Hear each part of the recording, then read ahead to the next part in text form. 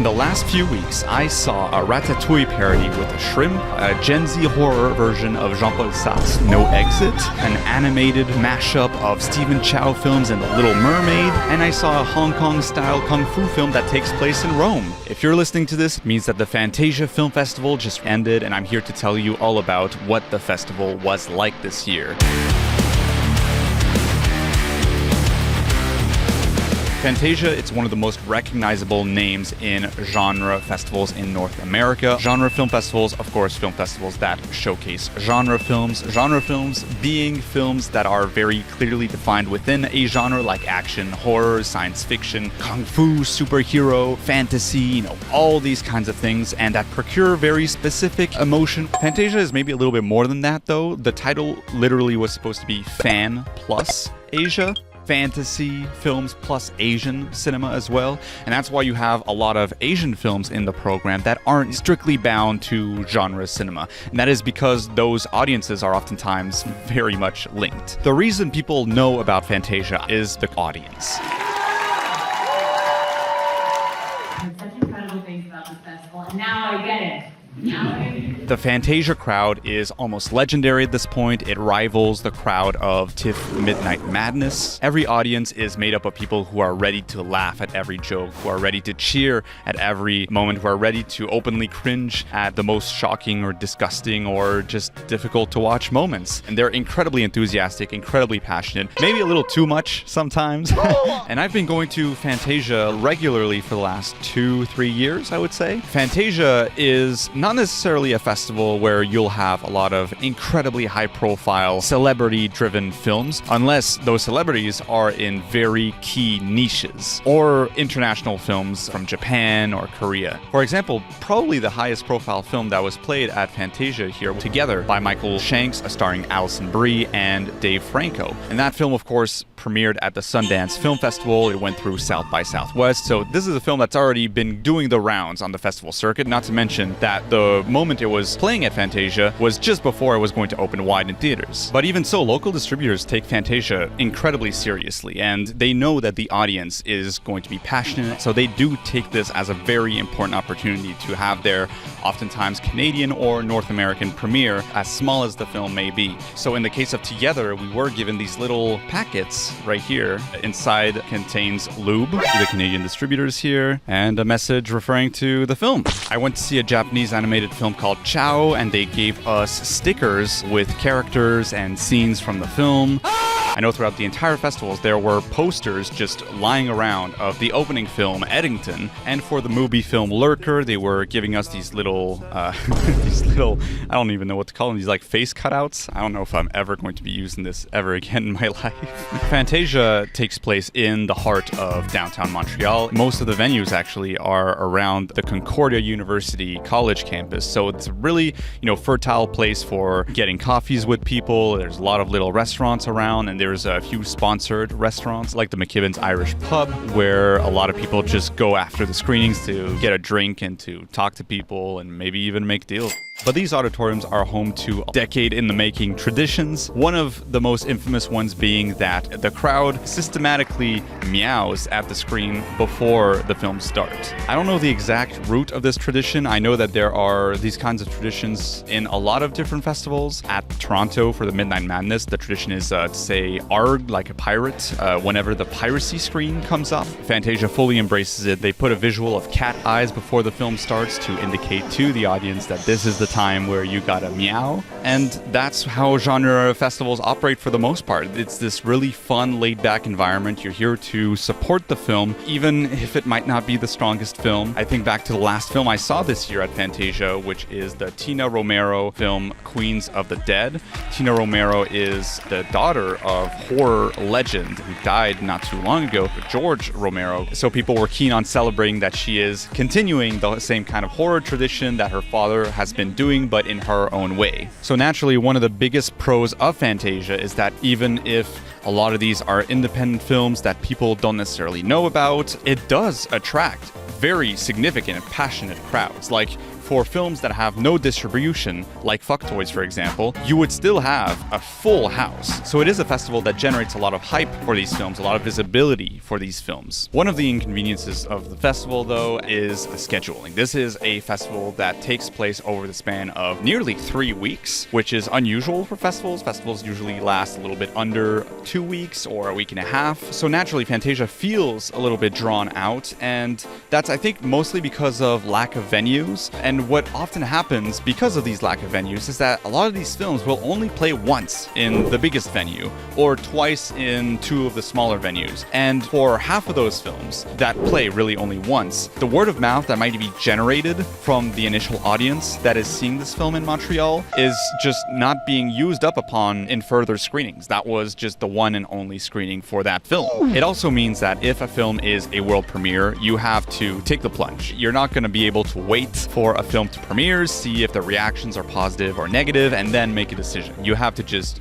go and just hope for the best. I think back to this Hong Kong film I saw last year called Out of the Shadow, which was a Fantasia world premiere, and I took a risk on, and that risk did not pay off. That film was really, really bad. But luckily for me, the one world premiere I did see this year called Buffet Infinity was a really good risk for me. It really paid off. Buffet Infinity is a film about a restaurant called the Buffet Infinity that settles in a West Edmonton strip mall, and things grow more and more chaotic from there. But what's really intriguing about this film is that it's all told through really cheesy 90s, early 2000s style infomercials. So it's very reminiscent of the style that you might see in like Tim and Eric's Awesome Show, Good Job. All of the buffet advertisements in the film are based on real ones. There's actually like a lawyer named, I think like Schmosley Schmozen.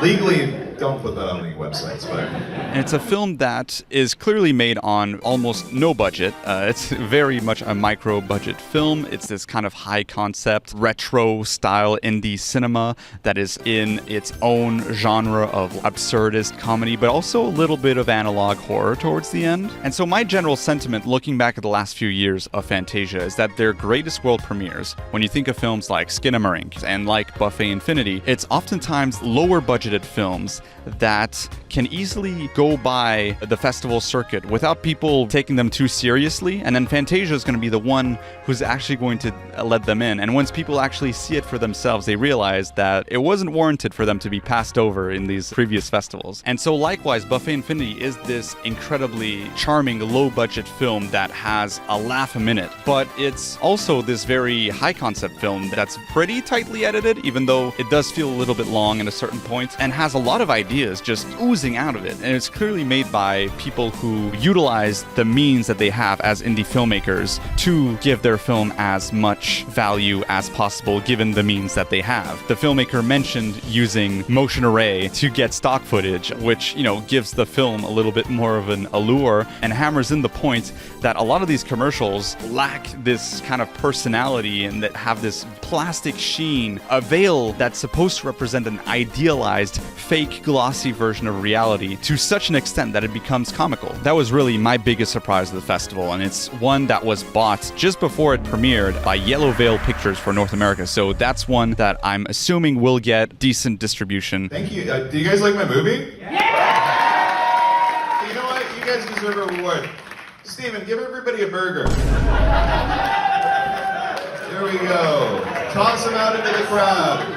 The very worst film I saw this year at Fantasia would probably have to be Good Boy. This film has an incredible concept behind it, which is the reason why I went to go see it. I was really curious to see what somebody would do out of, you know, taking the horror film formula, but instead of following the humans, do all the wrong decisions, going down in the basement when it's dark out and that kind of stuff, you would focus on the dog, who understands what is happening from the very beginning, but cannot get other people to understand. And from that incredible premise, unfortunately, the filmmaking and the screenwriting is just not up to par. This is a film with an incredible concept that does not exploit it in the slightest, other than one scene that feels like it was basically the scene from the pitch. There are almost no moments where the dog really feels like a dog. The dog acts the human would, so it's disappointing on that end. The plot is caricatural and uninteresting and cliched.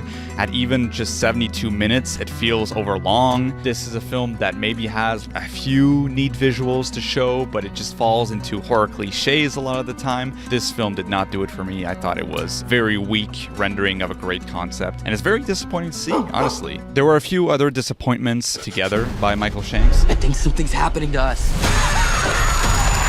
Again, a film with a pretty great premise, but where the screenwriting is just not up to par. For a film that is supposedly very personal, it feels very impersonal. Things just happen and you never really get a chance to understand them or to dive a little bit deeper into the themes. It's also a film that isn't necessarily interested in understanding why these events are happening to our character, but rather to just explain them away by saying that there's a third party at play, a cult, of course, because we're in indie horror territory and there always needs to be a cult nowadays because Ari Aster exists.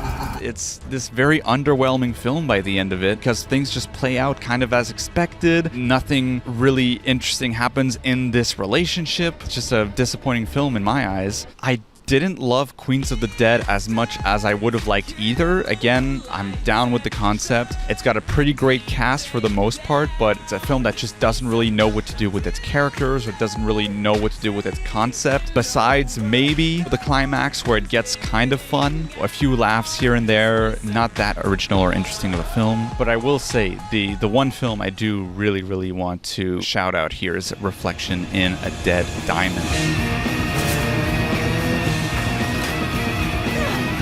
This is a film by the directing duo Hélène Catet and Bruno Forzani. They aren't mainstream voices by any means, but they've done this film called Let the Corpses Tan, which I adored, and so I knew that I was going to enjoy this film quite a bit. What's really special about their style is that they are ecstatic about cinema and using visual language of cinema, but they operate very clearly in a genre cinema lens. So while Let the Corpses Tan was this take on a high noon style Western with a lot of action horror elements infused into them, this one is this pastiche of 60s era Euro spy films, again blended in with aspects of action and horror, but always utilizing this cinematic language to such an extent that it feels almost experimental. There are so many match cuts to different colors, to motifs, to scenes within scenes within scenes. They are just relishing in the scenaristic possibilities of what they can do with this concept. And it's a film that you start to follow at the beginning, you learn about the characters, but you get lost within it very easily, and it becomes mind-melting at a certain point because it's there are so many layers, it becomes almost impossible to understand. And that doesn't matter because the aesthetic pleasure you get out of watching all these scenes and how everything plays out is just incredible. There's a fight scene in this film that lasts about 20 seconds. It's with a katana and a little blade. It's in pitch black darkness, but every time that the blades hit each other, there's this little spark that illuminates the room and illuminates the faces, and it feels like at every spark we're seeing a different camera angle. And that scene alone, that 20-second scene, is so well executed and so dynamic that I think it's better than every single lightsaber scene in all of Star Wars history. So many visual motifs that are fun to track, so many ideas, breaks the fourth wall constantly. It's an incredibly masala-like mashup of genres, goes from comic book film, literally with comic book frames, to action films, to so many other things. There were definitely a few other highlights this year. I would say one of my favorite films this year was Chow. This is an animated film from Studio 4C. Not that revolutionary, narratively speaking, but the animation style here is kind of wild. It's kind of this blend of Makoto Shinkai anime look with the kind of scrappy, gritty, imperfect style of Beavis and Butthead. You have this kind of down on his luck character, this kind of nobody that's dressed and acts kind of like a nobody that is given the chance to marry a fish princess of the ocean. This kind of wild story about kind of finding love in the unexpected places. It's not an incredible story by any means, but it's very funny. It's very fun to go through. The characters are charming. And again, the art style is really what makes the film what it is. And then you have a film like Fuck Toys, which definitely wears its influences on its sleeve. So what does that mean exactly? It means that you have a curse on you, honey. Like a real curse? Like someone cursed the out of you. What? It's a film I would describe as Pee-wee's Big Adventure as directed by John Waters. Filth are my politics. Filth is my life. I love trash. You're gonna love me. It's a very fun, semi-raunchy film. The lead of this film is this actress called Annapurna Sriram, who's also the writer-director. I was an actor in New York, and I was very dissatisfied with the opportunities that I had. And I was like, I'm so slutty. Like, where are the fun slutty parts for me? Who has incredible charisma and who really steals this film, along, I would say, with her co-star, who's a non-binary actor that has an incredible face, an incredible charm to them as well. And together, they really make this film stand out, along with a lot of notable, great supporting cast members. Annapurna was talking about how she wanted every cast member to represent a different tarot card character. And while it's not as memorable as Pee-wee's Big Adventure, there's not like a gag-a-minute laughter here. And I wish there were a few more like really iconic characters to latch onto. The way every single character that pops up in Pee-wee's Big Adventure is iconic, this is still a really strong film. And then I also want to give a shout out to Lurker, which comes out at the end of the month. What's the difference between love and obsession? Stars Théodore Pellerin and Archie Madekwe, which you might have seen in Saltburn, and then Théodore Pellerin, Never, Rarely, Sometimes, Always, or a few Quebec films. In fact, I would say his better roles have been in Québécois films so far, until now, because in Lurker, he plays an American young adult in Los Angeles, and he nails it. He plays this really fascinating character that's hard to parse, and that's hard to interpret exactly what his motivations are, and that's part of the joy of the film, especially since things aren't explicitly answered or explained or anything like that. There's a lot of room for interpretation by the end. It is a stalker film, and going into the film, I was wondering, is this really going to play out the way we've seen stalker films play out? But it does take its own kind of direction in really smart, realistic ways. It's also a film that takes place in the music world, and I don't know too much about the music world, but from the little bits that I do know of, this felt really realistic, down to, having this person in the entourage with this shitty DV camera for B-roll, which is something that I've seen in other entourages of music personalities. I also want to shout out Forbidden City. Senza misericordia. From the director of Freaks Out from a few years ago, Gabriele Magnetti. He's an Italian genre studio style filmmaker, but so far he's only made original films. He's operating in this very studio style cinema, aiming to have a very broad audience. What I appreciate about his films is that they are original, and even if they might be cinematically or narratively limited by the tropes of studio cinema, he does push the genre elements of his films and the conceptual elements of his films to pretty strong extent. Notably, in Forbidden City, you have this star, Lashi Liu, who hasn't been in many films before and has been, I think, a stunt choreographer for the most part. So the main star of the film is a stunt woman, and there are some extraordinary fight scenes in this film. The one in the kitchen at the start of the film, I'm thinking of the one in the main restaurant area where she has to fight off a bunch of goons in the middle of the film, and a lot of great funny dialogue as well. It's a film that's high enough budget and mainstream enough to be a Cannes midnight film, and I think it would have been better than every single film that was programmed this year.